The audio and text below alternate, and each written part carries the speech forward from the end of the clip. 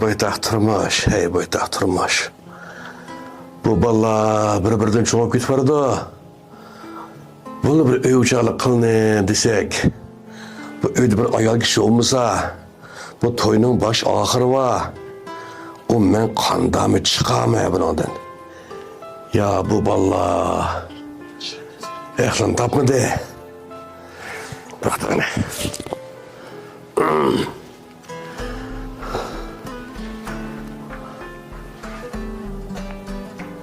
Erkincan. Erkincan.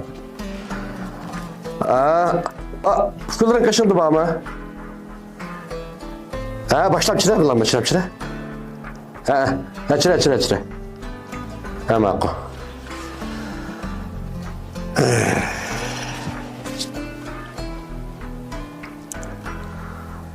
Ulan ya digin olmağan.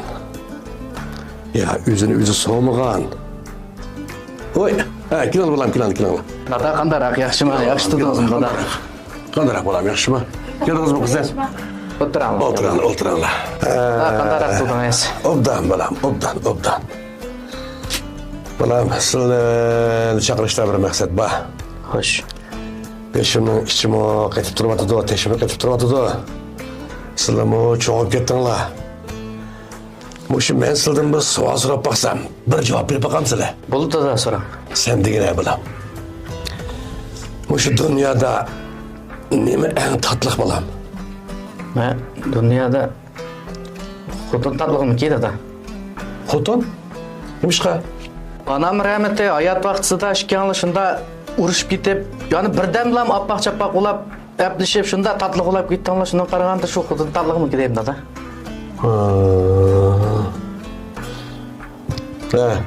Sen de bakalım bulam. Dünya değil mi tatlıq? Kamyon degan to'g'ri ku. Sen akanı fikri qo'shilamsa? Sen mi çoğupsa? Kızım, sizden şey mi tatlıqdı dünyada? Adamga nima kam bo'z, shu tatlıq bo'ladi-da, mana shu. Çoğupsizlar balalarım, çoğupsizlar.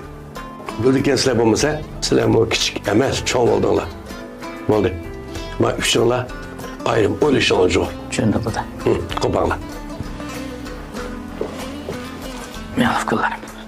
Xotinlar tatlılıqni bildikken bo'lmasa. Men nemish o'ylamaydiganda. Aşına o'ylig'idek aql bormidi mushulda, yana taqtiq so'zlab kelaymi? Agar bilmasa, uchiqin demasak bo'lmaydi. Bu to'yning boshi oxirida cho'qim bir ayol kishi bo'lish kerak. Yolg'izlik.